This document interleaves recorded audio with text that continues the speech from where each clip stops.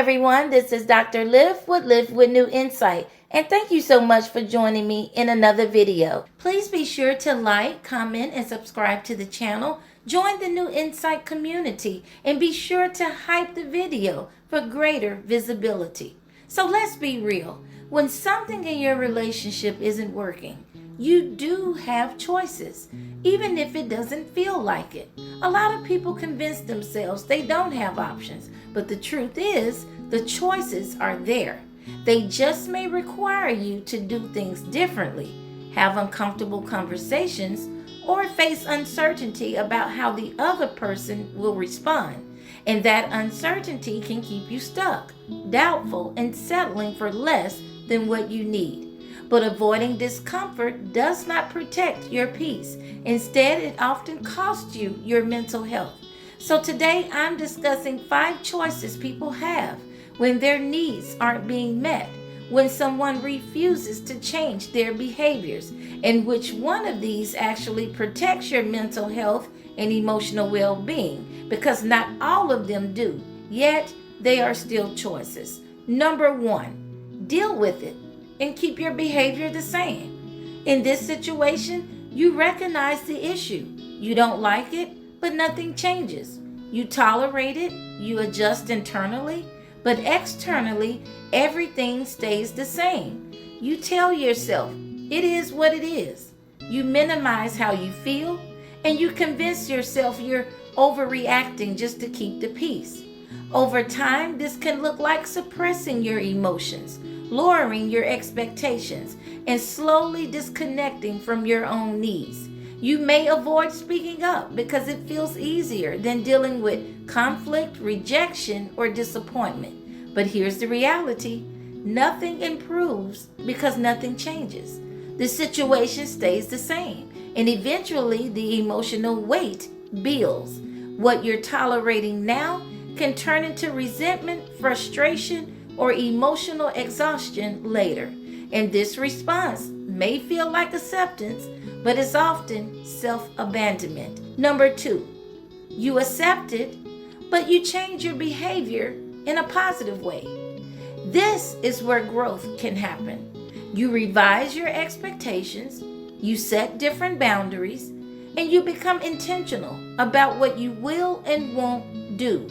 You might say, I'm going to start being more assertive about my needs. I'm going to set healthier boundaries.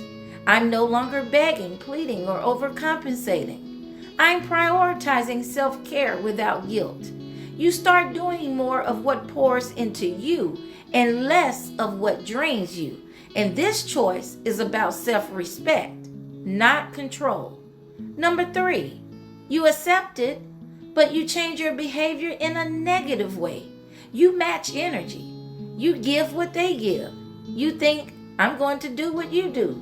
You pull back. You stop trying. You mirror their effort or lack of it. And if they're inconsistent, you become inconsistent. If they're distant, you create distance too. It can feel like you're protecting yourself or restoring balance, like you're no longer overgiving or being taken for granted. And to a certain extent, there's awareness here. You recognize the imbalance and you stop overextending yourself.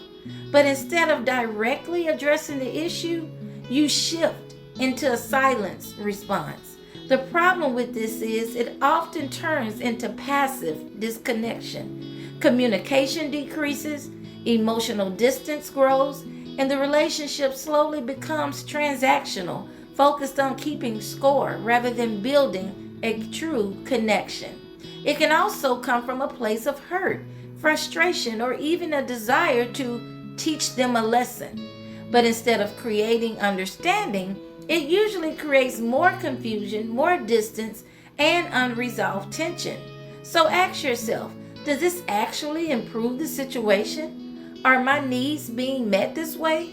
Or am I just creating more distance?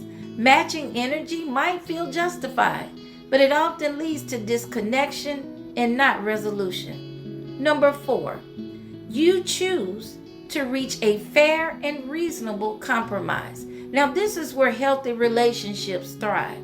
Both people adjust, not just one. There's mutual effort, not one-sided sacrifice.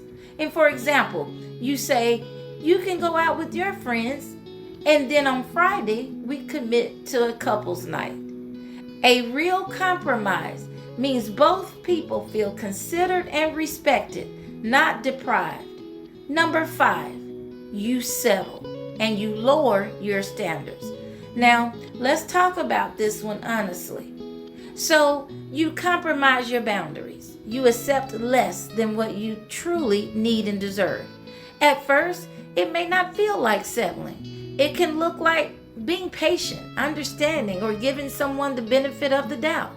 You may tell yourself things like, nobody's perfect, or at least they're trying. But over time, what you're actually doing is adjusting your standards to fit what you've been given, rather than holding firm on what you need and deserve. You start making excuses for behaviors that don't align with your values. You downplay your needs. You silence your concerns.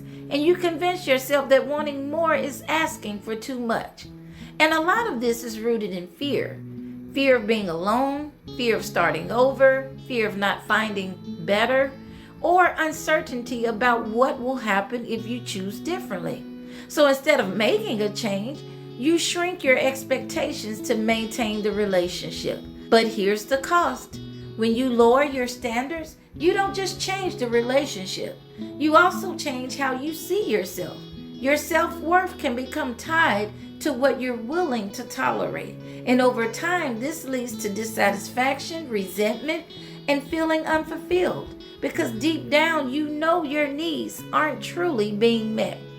If you choose this, ask yourself, is it worth it? What is it costing me emotionally, mentally, spiritually? Who else is impacted by this decision? And what are the short-term and long-term consequences of this choice? Because settling doesn't just affect your present, it shapes your future. So at the end of the day, you do have choices, but every choice comes with a cost and a consequence. So the question is, are you choosing what protects your peace, what helps you, or what hinders you? Thanks for watching, and don't forget to like, share, and subscribe for more mental health